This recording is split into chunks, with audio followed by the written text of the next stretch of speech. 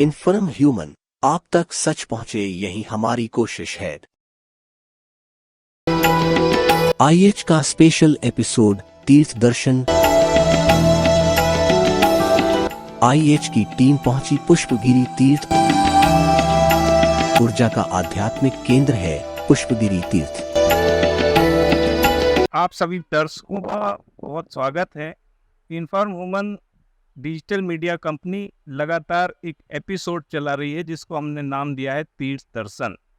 तीर्थ दर्शन में हम हमारे ज़िले के और आसपास के जो बहुत आध्यात्मिक और ऊर्जा से भरे हुए धार्मिक स्थल हैं उनका हम विस्तार से कवरेज कर रहे हैं। इसी श्रृंखला में आज हम एक और ऊर्जा का स्थल, आध्यात्मिक स्थल पुष्पगिरी तीर्थ पर है और यहाँ आज हम आपको विस्तार से बताएंगे यहाँ की जो आध्यात्मिक ऊंचाइयाँ हैं, जो आध्यात्मिक शिखर हैं, यहाँ की जो ऊर्जा के केंद्र हैं, उन तमाम पहलुओं पे हम चर्चा करेंगे।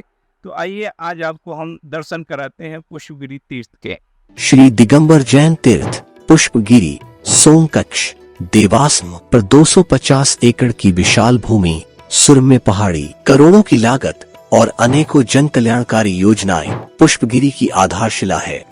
आचार्य श्री पुष्पदंत सागर जी को स्वप्न देकर सीहोर के समीप गांव से भगवान पार्श्वनाथ की 1500 वर्ष प्राचीन प्रतिमा प्राप्त हुई थी। आचार्य श्री की प्रेरणा से संत साध्वी निवास, जिनालय, धर्मशाला, त्यागी आश्रम, स्कूल, चिकित्सा केंद्र इत्यादि निर्मित हो चुके हैं। भावी योजनाओं में मेडिकल एवं इंजीनियरिंग कॉलेज, आरोग्य धाम, म्यूजियम, मनोरम झील, मुनि श्री तरुण सागर सभागृह, मुनि श्री प्रसन्न सागर छात्रावास, मुनि श्री पुलक सागर वात्सल्य धाम इत्यादि है। 23 फीट ऊंची पद्मासनव पार्श्वनाथ की प्रतिमा विराजमान है। पुष्पगिरी तीर्थ में अब हम ऊपर से तमाम जो आकर्षक दृश्य थे उनको देखते हुए आ रहे हैं और अब यहाँ हम पुष्पगिरी तीर्थ के बारे में विस्तार से जानेंगे।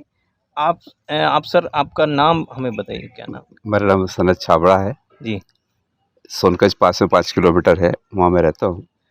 बेसिकली इंजीनियर हूँ। और छाबड़ा साहब, यहाँ से आप कब से जुड़े हुए हैं? एक्चुअली मेरा बी करने के बाद एमटेक किया हुआ था। किसी कारणवश मुझे सोनकच्छ ही आना पड़ा, पापा रहे नहीं तो।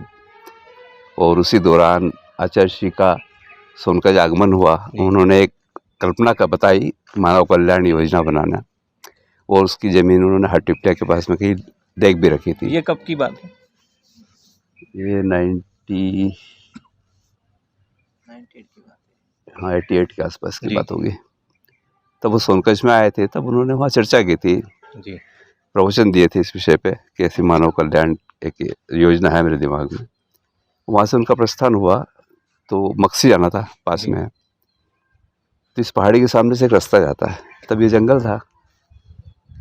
ऐसी चर्चा में बात आई तो उन्होंने कहा पहाड़ी गवर्नमेंट की है और आपकी जो योजना यहाँ आ जाए जी। ऐसी चर्चा हुई। तो फिर वो जहाँ शाम को रुके, वहाँ से भी उन्होंने देखा वही पहाड़ी। बोले हाँ। नेक्स्ट डे उनका जहाँ आर था अगले गांव में, वहाँ से उन्होंने कहा वही पहाड़ी है। बोले हाँ वही पहाड़ी है। बोले 2 साल का समय है। अच्छा। यदि पहाड़ी आवंटित हो जाती है इस काम के लिए तो प्रोजेक्ट वहाँ नहीं यहाँ होगा। अच्छा। ये कह के गुरुजी तो निकल गए। उसके बाद चतुर्मास हुआ था प्रज्ञा सागर जी और तरुण सागर जी का जी सोनकच्छ में। वहाँ उन्हें गुरुजी की बातें मालूम आई थी कि उनके भाव ऐसे। फिर बघेल साहब थे यहाँ विधायक हटिप्टिया के जी। वो हम लोगों से जुड़े हुए थे। तरुण सागर जी पास उनको लेके गए तो तरुण सागर जी ने बात रखी। तो इत्तेफाक से उनके घर में शादी थी कुछ समय बाद उनके बच्चे की। तो दिग्विजय सिंह जी का आना था, 15 मिनट का टाइम उन्होंने दिया था। तो तरुण सागर जी बघेल जी को बोले कि नहीं, उनको एक बार इधर लाना है आपको। तो वो लेके आए बघेल साहब उनके घर का। उन्होंने कहा मेरे पास 15 मिनट है। बोले नहीं, 15 मिनट आप गुरु जी को दे दीजिए, शादी ठीक है। बोले ऐसा नहीं होता, तुम आया इसीलिए तुम्हारी शादी है। और वो एक रूपरेखा बनी कि कैसे क्या आवंटित हो सकती है। हम सब लोग पेपर वर्क किए और विदिन 2 ईयर ये ज़मीन आवंटित भी हो भी गई इस काम के लिए, क्योंकि गुरुओं का आशीर्वाद था, सीएम का आशीर्वाद था उनका भी। तब से लेके यहाँ के काम धीरे धीरे गति से बढ़ने लगे। तो आचार्य श्री के जो पहले तो मुझे भी लगा जब BMT क्या हुआ था तो मुझे ज़्यादा इतना यकीन नहीं था कि पिछली कमंडल हाथ में है और इतनी बड़ी योजना बोल रहे हैं। मुझे बोला था मंदिर होगा, मंदिर के सामने कांच की सड़क होगी और वहाँ पे अलग अलग विकल्प होंगे जिसमें हॉस्पिटल भी होगा, एजुकेशन भी होगी, वृद्धाश्रम भी होगा। ये वो मुझे लगा कैसे होगा, कैसे संभव है, पूरे जंगल यहाँ तो कोई नहीं है, सोनकच्छ जरा सा छोटा सा गांव में, किसी की ताकत नहीं है पैसा देने की। पर ये कुछ कहे, एक के बाद एक लोग आते गए। आचार्य भगवान के यहाँ, आचार्य भगवान तो बहुत कम टाइम में यहाँ रहे, इसका भूमि पूजन करने के लिए आए थे उस दौरान। और चूँकि उनके संग में सभी जो संत रहे, तरुण सागर जी, प्रज्ञा सागर जी, पुलक सागर जी, प्रसन्न सागर जी, सभी एक से एक बोलने में सभी का। तब ये बात आई, हम लोगों ने फिर प्लान किया कि हर संत के साथ एक प्रोजेक्ट जोड़ देते हैं। अच्छा। तो इसको 26 प्रोजेक्ट में बांटा था, 26 पार्ट में। अच्छा। इस पूरे प्रोजेक्ट को तो सने करीब 15-16 प्रोजेक्ट तो चल रहे हैं अभी उसमें से। अच्छा। और फर्स्ट टाइम में करीब 40 बीघा ज़मीन हमें गवर्नमेंट से आवंटित हुई थी फर्स्ट फेज़ के लिए। और उन्होंने कहा था यदि आपके प्रोजेक्ट चालू हो जाते हैं तो उसके बाद वो पीछे की 40 बीघा ज़मीन जो 14-15 जो प्रोजेक्ट हैं जी, उनके विषय में थोड़ा सा हमें संक्षिप्त में बताइए। जी बताते हैं। एक तो स्कूल चल रहा है, जी। माँ जिनवाणी पब्लिक स्कूल, CBSE कोर्स है, जिनवाणी कॉलेज भी है जी। तो एजुकेशन संबंधित एक प्रोजेक्ट हो गया था। बाकी आध्यात्मिक दृष्टि से देखें तो मंदिर है, स्वाध्याय के लिए जगह है, माँ जिनवाणी मंदिर भी है जहाँ। और तीसरा प्रोजेक्ट आया था हॉस्पिटल का, उस पीरियड में हम लोगों ने काफ़ी कुछ किया था। आज भी एक हॉस्पिटल रन कर रहा है नीचे यहाँ शॉपिंग कॉम्प्लेक्स में। डॉक्टर्स आवश्यकता अनुसार बुला लेते हैं, यहाँ सब जांच की व्यवस्था होती है। तो गुरुजी का ऐसा सोचना था कि तीसरा था उनका कि जो जिनका कोई नहीं हो और जो अपना आध्यात्मिक जीवन जीना चाहते हैं बाद में, उनके लिए हम बनाएं। तो यह पुलक सागर जी महाराज के आशीर्वाद से वात्सल्य धाम बना हुआ है, उसका नाम। अच्छा। वो प्रोजेक्ट चल रहा है, गौशाला चल रही है।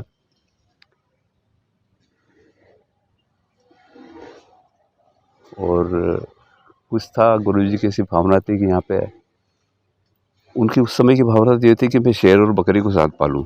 अच्छा। उनको संस्कार दूं। फिर वो अभी हो नहीं पाया प्रोजेक्ट। बाकी ऐसी अलग अलग योजनाएं थी पर ज़्यादा चल रही जी। अच्छा, तो आप यहाँ कितना समय देते हैं, कब आ जाते हैं? मेरा तो ये रहता है कि चूँकि सोनकच्छ है और अब तो एनी टाइम ही सर का समझ। हाँ, मैंने सिविल वर्क वहाँ करता था मैं। अब तो मेरे पास काम भी मतलब मैंने छोड़ दिया सब, तो अब पुष्पगिरी के लिए ही पूरा डिवोटेड है। बहुत जब धन्यवाद, जरूरत होती बहुत है। धन्यवाद छाबड़ा जी। साहब। अब हम थोड़ा और आगे बढ़ेंगे और कुछ कुछ अच्छे दृश्य अपने दर्शकों को जी। दिखाएंगे। हमारे साथ दुबे जी हैं। दुबे जी, जी। आपका भी बहुत धन्यवाद। पूरा नाम क्या लिखते हैं आप? गोपाल दुबे। गोपाल जी, दुबे। आप ये भी बहुत अच्छे गाइड है। जी। और सभी चीज़ों का हाँ, समय सब सही कोऑर्डिनेट कर कई लेते हैं। योजनाएं चल रही हैं, जैसे अपना बादशाला धाम हो गया, फिर अपना गौशाला हो गया, फिर साइड में अपना याहार कक्ष हो गया, उसके पीछे त्यागी निवास हो गया, फिर ये अपना 3 मंदिर हो गया, नीचे हॉस्पिटल भी सर ने कहा, शॉपिंग कॉम्प्लेक्स में फिर हॉस्पिटल कॉलेज भी भी है, है। कॉलेज में BCom plan, BCA computer of application, LLB, BSc ला सभी है, अभी अवेलेबल है अपने यहाँ पे। और 1200-1300 बच्चे पढ़ते हैं जी। और इस पुष्पगिरी में अपने फिल्म स्टार भी आ चुके हैं, जैसे और अभिनेत्री भी आ चुके हैं, अनुराधा पोटवाल, अरुण गोविल, बाली भट्ट, रवीन जैन, नितिन, उषा मंगेशकर सब आ चुके हैं गाना पे।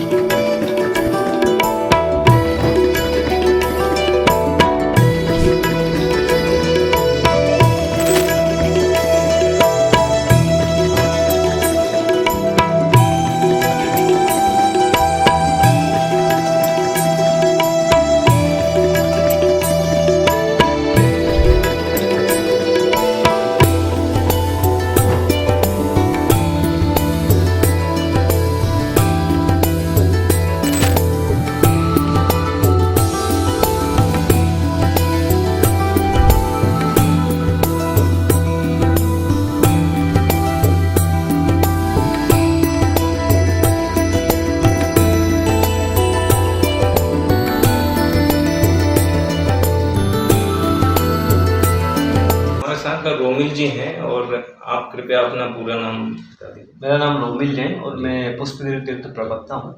रोमिल जी, ये मूर्ति के विषय में आपने थोड़ा विस्तार से बताइए। ये है भगवान आदिनाथ स्वामी की प्रतिमा, हमारे प्रथम तीर्थंकर है ऋषभदेव। ये प्रतिमा पूज्य गुरुदेव आचार्य श्री प्रज्ञा सागर जी महाराज जो अभी यहाँ पर विराजमान है, उनके स्वप्न में आई थी। लगभग 1500 वर्ष पुरानी ये प्रतिमा है। और ये प्रतिमा चूंकि इसका चिन्ह है बेल, इससे इसकी पहचान होती है कि आदिनाथ भगवान की प्रतिमा है। जब ये प्रतिमा यहाँ पर निकली थी उस समय इसको चिन्ह दिया गया था कछुआ, जो कि मुनि सुब्रतनाथ भगवान का होता है। लेकिन अगले ही दिन गुरुजी अपनी साधना में लीन थे और उनकी जिनवाणी में एक कागज स्वतः ही प्रकट हुआ। उस कागज में लिखा हुआ आया कि मैं आदिनाथ हूँ, मेरा चिन्ह को आप बदलें। उसके बाद इस प्रतिमा का चिन्ह हमने फिर बेल गुरुजी के आदेश से बेल करवाया और आज ये प्रतिमा यहाँ पर प्रतिष्ठित है। कुछ ही समय में मंदिर का एक निर्माण हो रहा है यहाँ पर इस प्रतिमा का भव्य पंच कल्याणक होना है अभी से दिवाली बाद। तो रोहिल जी चलते हैं और आगे और बिल्कुल।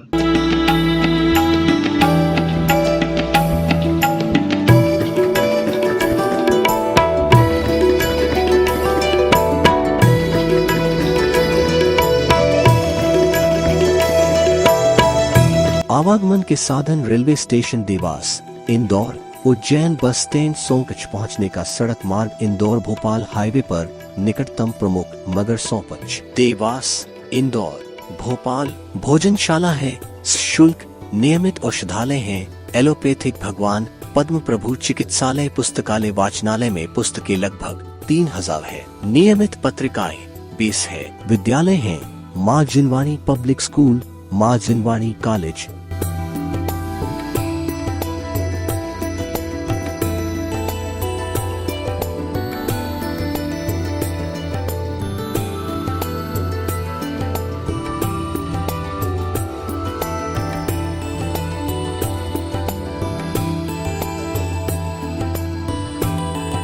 रोमिल जी, पुष्पगिरी तीर्थ की महत्ता और यहाँ की विशेषताओं के विषय में हमें बताइए। प्राकृतिक सौंदर्य के बीच ये पुष्पगिरी तीर्थ अपने आप में बहुत ही अद्भुत तीर्थ हैं। यहाँ पर जो भी आता है उनको बहुत शांति सुकून मिलता है। गणाचार्य पुष्पदंत सागर जी द्वारा इस तीर्थ की रचना की गई है, जहाँ पर हॉस्पिटल, वृद्धाश्रम और मंदिर हैं, जहाँ पर लोग धर्म की प्रभावना से जुड़े हुए रहते हैं। इसी के साथ में यहाँ पर स्कूल कॉलेज में बच्चों को बेहतर शिक्षा दी जा रही है और हॉस्टल की सुविधा भी है। इसी के साथ में यहाँ पर हॉस्पिटल में हर हफ्ते निःशुल्क शिविर लगाए जाते हैं, ब्लड डोनेशन कैंप लगाए जाते हैं ताकि आम लोगों को ब्लड पहुँचाया जा सके। पौधारोपण कार्यक्रम भी अपने यहाँ चरण सीमा पर चल रहा है।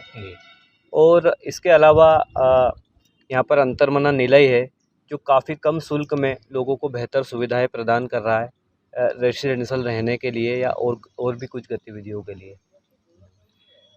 देश के विभिन्न हिस्सों से साल भर में यहाँ कितने दर्शनार्थी आते हैं?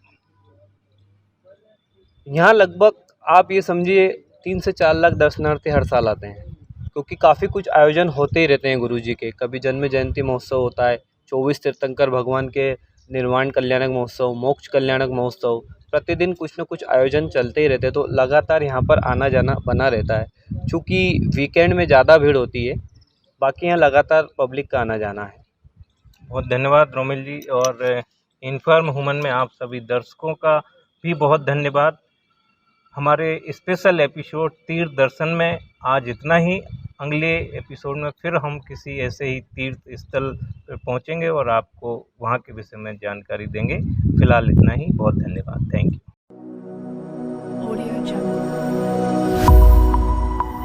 इन्फॉर्म ह्यूमन, आप तक सच पहुंचे, यही हमारी कोशिश है।